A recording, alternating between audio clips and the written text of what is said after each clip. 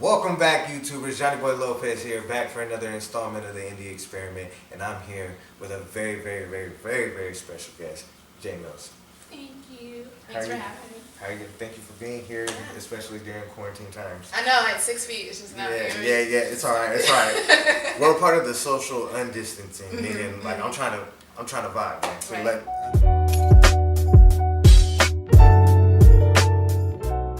I'm from Merced, California, raised here, born in Germany, Frankfurt, Germany. Okay. I had an Army dad and an Air Force mom, so whoa, been okay. everywhere. Yeah. That's awesome.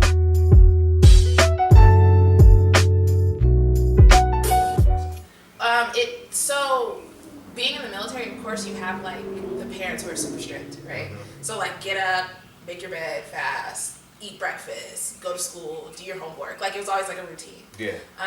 And then when I was 7 years old, we were living in New Mexico when I was younger, but when I was 7 years old, my father passed from a liver transplant, like complications. Sorry to hear that. Yeah, it's okay. And so I moved to Merced to be closer to his family. Okay. So that's kind of like why that move happened. Okay. But it was just me and my mom, and then my mom, of course, she got diagnosed with MS at the same time my father passed. So it's like going through living with a parent who has MS, but then also that being your only parent.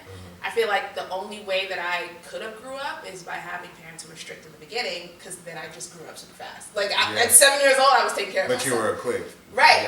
Because I had that in the beginning. If I didn't have that, I feel like it would have just been me SOL, you know? So. Okay.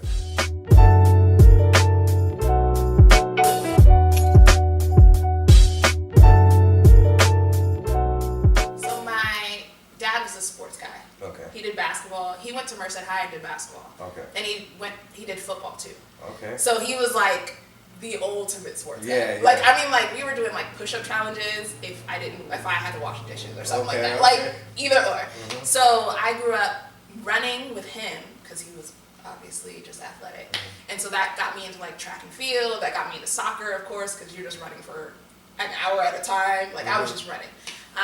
But I did everything. I did cheerleading, I did softball, I did track, I did cross country, I did basketball. Like I did everything as a kid. So what was one of your like favorites out of all of those sports? It had to be track. Yeah. Obviously. Because if you don't know who I'm sitting with, she actually tried out for the Olympics. Yeah. You know, so.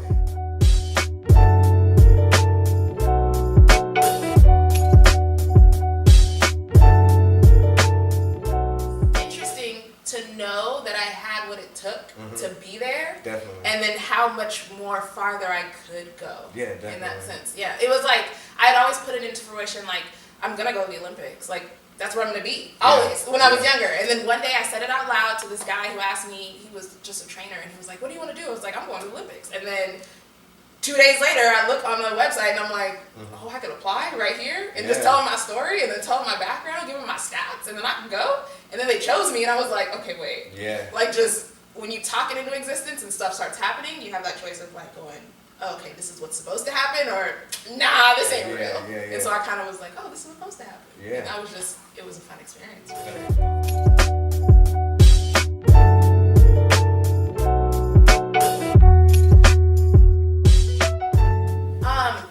I realized that everybody has a story.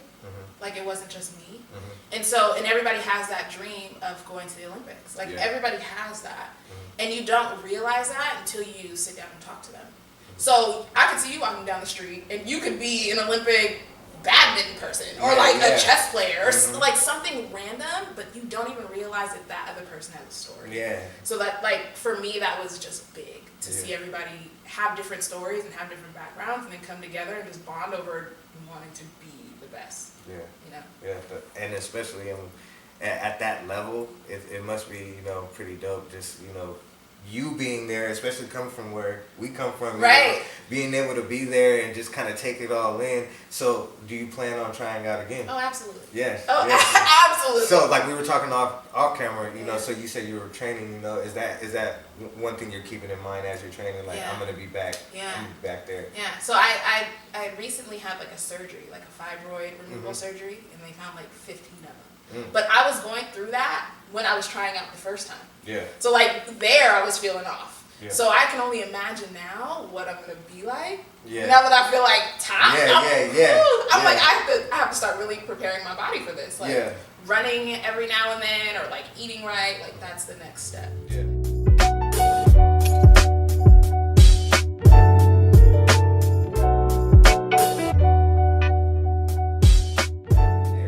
So it was called Next Olympic Hopeful. It was season 2.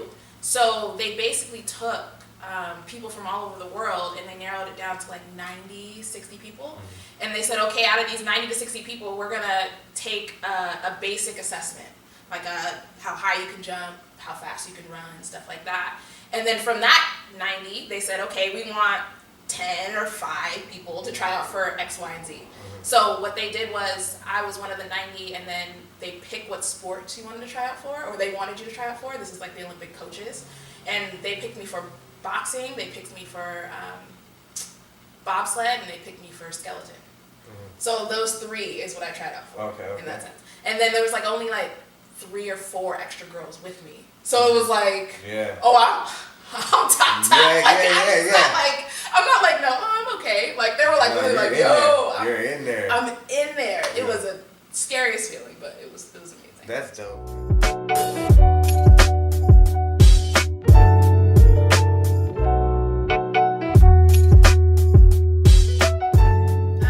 So I kind of got into like poetry in college. Okay. That was my thing. Yeah. For sure. Slam poetry, so the competitive stuff. The one that you like go on stage, they give you a score, all that. Yeah. How does that work when you go to like a slam poetry event? So it's like you sign up, of course, like random people sign up, and then you have 2 minutes to say your poem, 2 minutes, and then if you go over that 2 minutes and 30 seconds, you get dinged points. So then you have a scale between 1 and 10. Of course, 10 being the best thing, 1 being horrible, and then you go by a point system. So they take 5 people, your top score and your bottom score drop, and then your middle 3 are added together. Okay. So then if you have like a high score, you go on to the next round, which of course is the final, but then they also do your scoreboards from there, and the people who judge you could be your audience, or like they could choose people to score you on, like it just depends, but your top person who has the most wins the whole thing, which could be like $20 or like $50. Struggling artist type money, like of course, $5 and bragging rights or whatever. Definitely. That was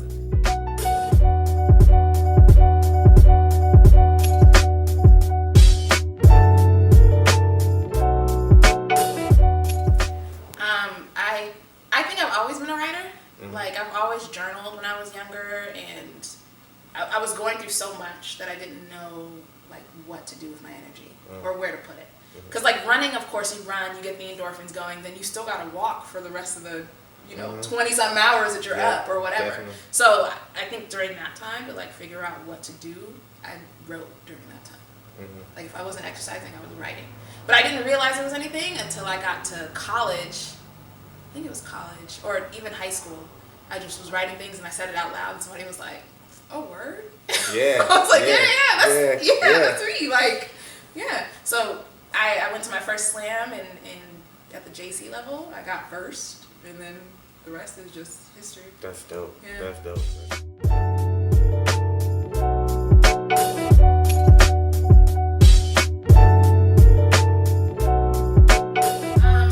I would say start with something small. Like to have a healthy lifestyle, I think starts mentally. Of course, it's physically and what you eat and stuff like that, but it's mentally. It's saying like getting up and going, okay, I'm doing this. Yeah, definitely. Like that's the first step to say I want to start somewhere. But it's not, okay, I want to start a healthy lifestyle. Let me go ahead and work out like 5 times a week, right? It's let me start 1 time a week. Yeah. Let me drink more water every day. I'm drinking 2 cups, let me drink 3 for a week. Yeah. Cool, I got to those 3, let me drink 4. And then if I drink 4, let me go on a walk that day. Like, it's just small steps to kind of get to that progressive. And then slowly you'll have all the necessary things you need. It'll become routine. Yeah. You'll be like, oh, I didn't go on my walk today? Man, I feel like, Jesus. I need to go do this. I need to go do this. It becomes like a routine thing rather than you feeling like, oh, I gotta go work out. Like, you know? Yeah, definitely.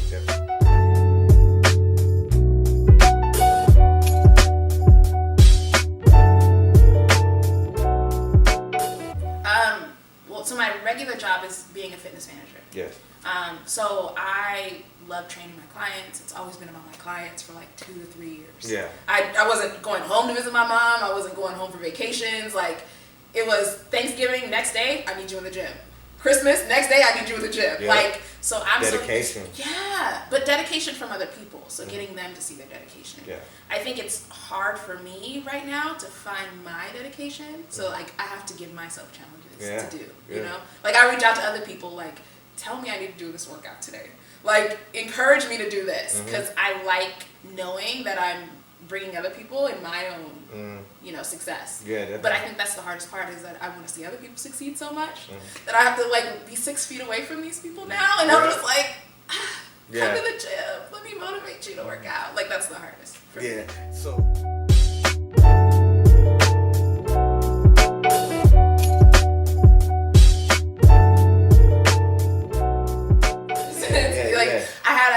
Somebody through the Olympic hopeful thing, and then I hired him as a trainer. That's awesome. But he's like top notch. Like he had nothing stopping him from working out every day and stuff like that. So he is kind of like my go-to person. Okay. And then my clients are my go-to people. Like I had a client who I helped her kind of just get stronger in general, and she was like, oh, I looked at this one sport and I want to start trying it. And I'm like, yeah, that's an Olympic sport. And I'm an Olympic certified personal trainer now too. So I can get you there. Like, let's do it. So for them, like, they are the people that their goals and stuff, oh, I want to gain muscle. I want to lift heavier. They're my people that I go to in that sense, my clients, and then the guy that I hired as a trainer.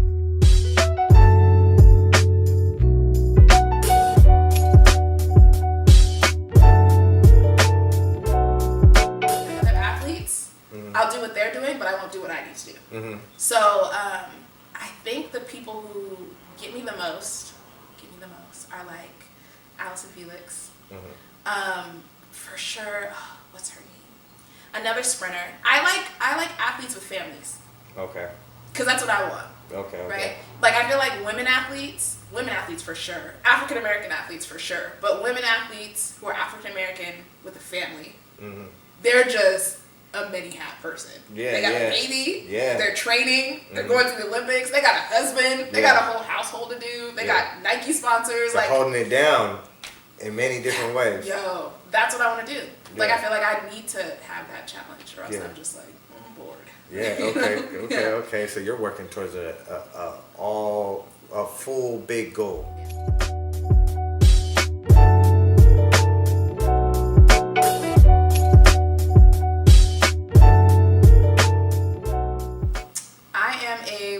Ratchet type of workout. Okay. I'm like a Tory Lanez high intensity stuff. Shouts out to Tory Lanez, Quarantine Radio. Quarantine. I'm definitely a Tory Lanez fan. I'm a Chris Brown fan. Okay. Coffee, I was telling you about. Yes. Dope. Fire. Check out Coffee. Fire. For sure. Anything that's high intensity, like get your heart racing, but then also has like a spiritual aspect to it too. That'll get me. I'll put it on repeat. That's awesome.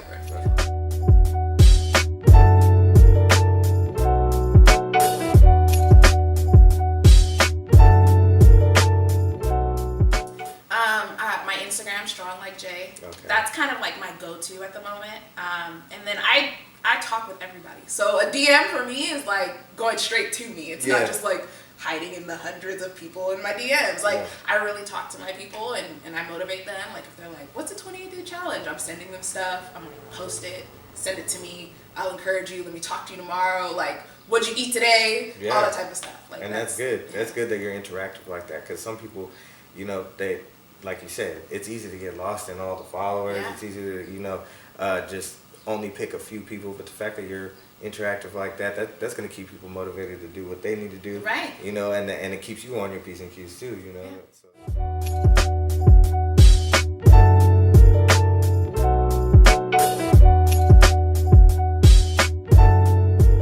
But it's kind of like focusing back on like family and self-care for me. So with everything going on. Like, if this first half of 2020 teaches me anything, it's that I need to take better care of myself, but I also need to like I'm here now in Merced, of course, helping my mom, and I saw her her battle with her disease take a turn. Yeah. So it's like, I need to be more empathetic to what she's going through. I need to figure out a way to communicate to her, because we never really had like a tight relationship. But I also need to make sure that I'm not going down that rabbit hole of being stuck in that childhood mindset with her. So it's like a lot of just self-care that's going to be my 2020 goal for sure. That's awesome though, that you're actually taking the initiative to care about yourself. We are guilty of it. We don't like tend to care about ourselves at the times where we necessarily need it. So that's good that you're doing that.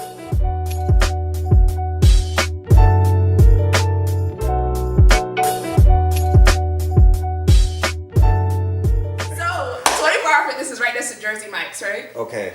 They have this double chocolate chunk cookie. When I tell you this cookie is like the best cookie in the world, I kid you not. The guy was even like, "Yo, the chocolate chips fall off the thing, and I'll scoop them up and I'll eat them." Like, the best cookie. So I'll go for lunch. I'll get like chicken, broccoli, rice, cookie first. Like that just like I always have to have a cookie. Any type of sweets to me, I'm like weak for. Yeah. I'm weak, and I even tell my clients, I'm like, yeah, I can't even tell you not to have sweets because I'd be lying to you. I do it all the time. Yeah, I'm horrible with one thing. Anybody that knows me knows I'm horrible with like soda. I cannot put that shit down. Right. It's so hard. It's like, so hard. It's like and then you put it down, you don't need it, then all of a sudden you're like, I'm gonna go for a soda. And it just starts up.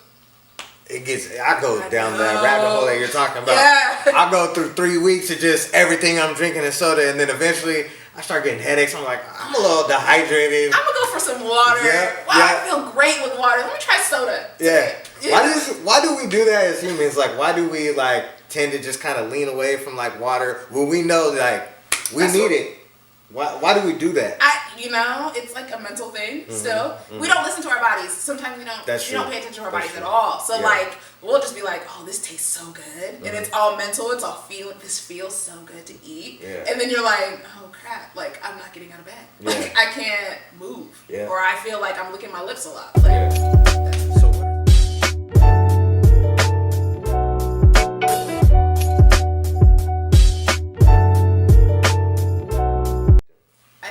to like sodas and stuff like that, like infusing your water. Okay. It's always a big thing. Doing half and half of like juice and water. So like if you just slowly make it like 50-50, then you make it 75-25, then you only need like a little bit. Chips and everything like that, of course veggies are my thing. Anything crunchy is gonna get the same endorphins as you eating chips or popcorn. Okay. Like it's gonna give you the same feeling. Like if I'm stressed, I eat popcorn.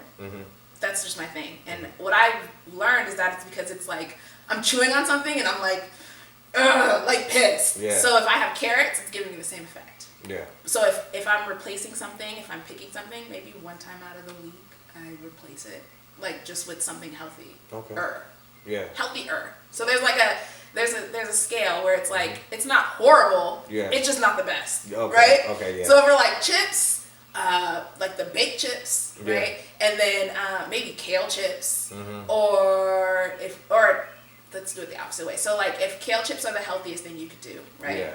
Maybe sweet potato chips are second, and then maybe the baked ones, and then maybe Lay's, and maybe the best thing for you isn't like hot Cheetos or Takis right now, but like if you're making a better choice, like some baked Lay's.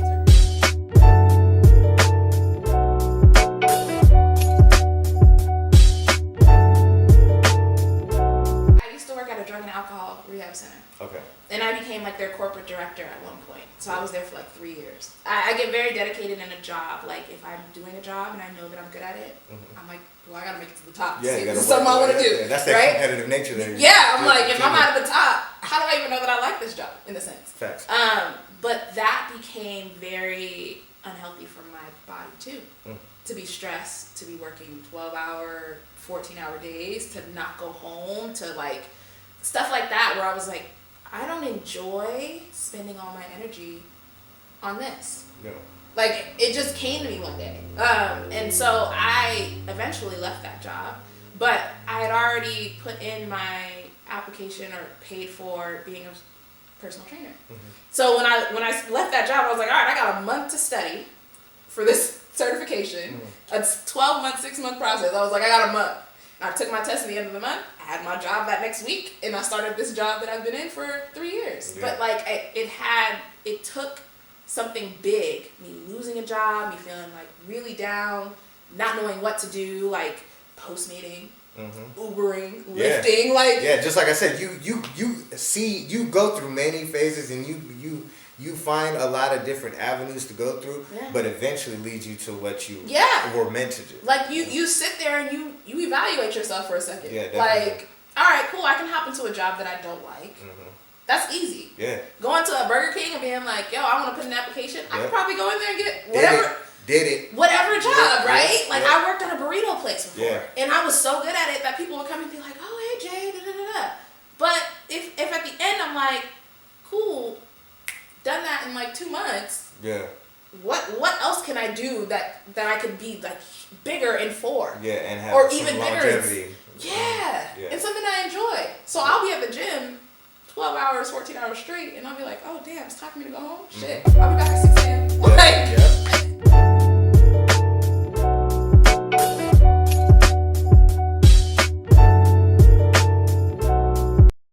You know, it was funny. So it's the Rams in 24. They partner with each other, and I had already did the next Olympic hopeful. I became a bronze certified Olympic trainer, and I became a silver certified Olympic trainer. So the next one is gold, and if you become gold, then you go to the Olympics and you take an athlete with you. Oh, that's awesome. So they were already like, Jay knows her stuff. Like, she about to go in there and kill it. So they asked for 2 people, and I go to this shoot, and we're like doing all the movements. I have to like demonstrate it. It's on like Instagram, and like it's a video. But then I also have to put together the workout for like Jalen Ramsey and stuff like that, like their position. And the guy who was filming, he's like the Rams person. He was like, yo, so where are you from? And I was like, oh, I'm from Northern California, this small place. Like, he's like, no, where? And I was like, oh, it's called Merced, but I went to MJC. He's like, oh, Modesto? I was like, yeah. He's like, actually, I know you. I was like, wait. You know me? He said, I went to all of your track meets. Oh, wow. Your coach, your jumps coach is my brother. And this dude is like working for the Rams, like coming in and recording me, and we're just bonding. He calls his brother on FaceTime, like we're like, yo, we're from the same place, and everybody's looking around like, all right, y'all done? Like y'all had that moment, like right, like they don't realize that small town people going into big positions. If you bond on that, it's rare. It's very rare. It was insane. We talked for like 20-30 minutes or so, but I was just like, yo. He's from a small town place. Yeah. And he's doing bigger, like, of course I'm doing big things. Yeah. But he's doing bigger things. Like, he's with the Rams, he's got a family, all that type of stuff, and he knows me. Like, yeah. That's awesome because like, that's just motivation that lets you know that everything you've been doing and everything you're going to continue to do it's going towards that purpose that you were talking about, you know. So that's awesome, you know, and hopefully we get to see you get that gold. And then eventually get some gold. You know, like we would love that. You know, so are there any like poets that inspire you, like you love like looking at their poetry, listening to their poetry, or just like studying from them? When I was younger, Rudy Francisco was like my all-time poet. Okay. The way he performed, the way he put words together, like that was my thing. In LA, there's a place called DA Poetry Lounge, DA Poetry Lounge. Okay. And they have like a slam team, and I always was in my mind, I was like, I need to make that slam team. I need to make it. I just never had the courage to like go up and be like, yo, I want to do this, you know? There was another guy, The Saint. He's from Stockton. And I used to go to his... Shouts out to Stockton. Yo, I used to go to their slams. Daisy Mays, I don't know if you know her.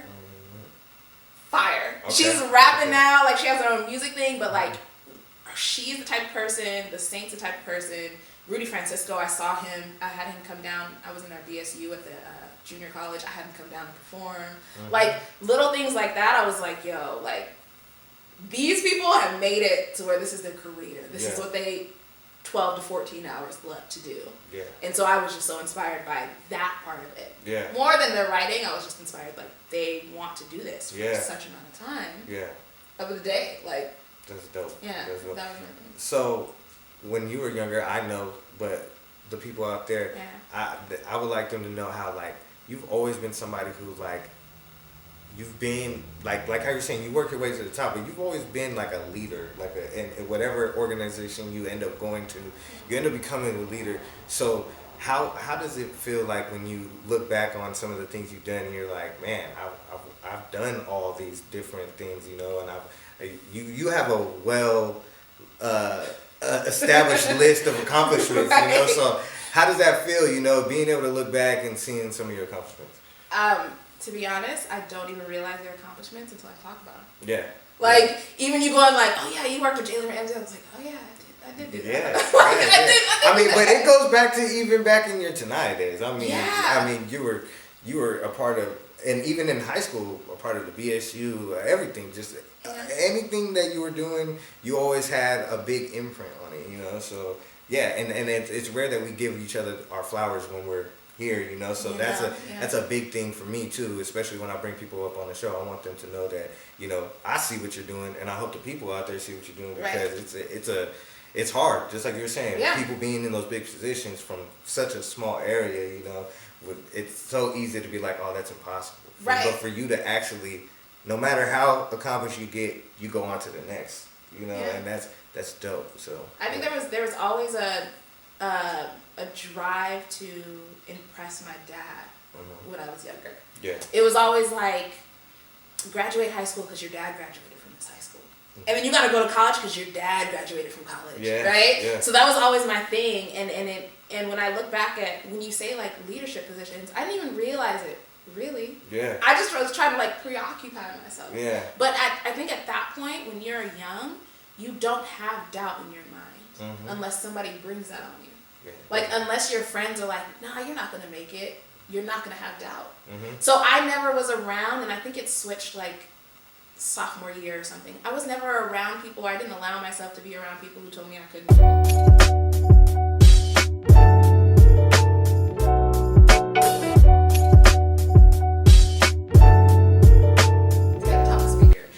So I'll be doing a TED Talk at Merced when, of course, this whole COVID thing's over.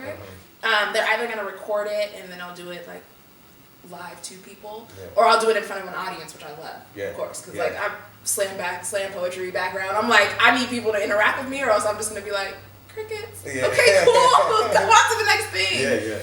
The topic for it is like gateway. So I kind of re-talk about my life and how I kind of made a gateway for myself to go and do these things, and how that kind of happened, and then how people can create their own gateway to get through to the next thing. That's awesome. Gonna be, that's awesome. Talk to the high schoolers. I'm gonna have to be there. You know, I'm gonna get some footage of it. Definitely, you know, and we're gonna do a little coverage on you, because we need that. We need that. And I think hopefully we get more platforms covering you and all the other great people in the city, because I mean, it's necessary. It's totally necessary.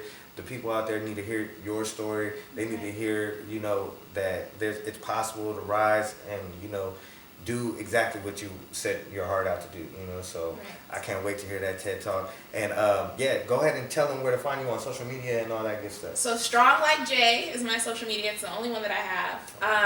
I was trying to start another one. Of course, if I do, of course, it'll be on that Instagram. But Strong Like Jay is like my go-to. So reach out to me, DMs, tag me and stuff. Like I'm there centrally for sure. So you already know. You heard her right there. You know where to find her. So tap in. Don't be shy. Yeah. Johnny Boy Lopez, Jay Mills, Indie Experiment. Go get you some California.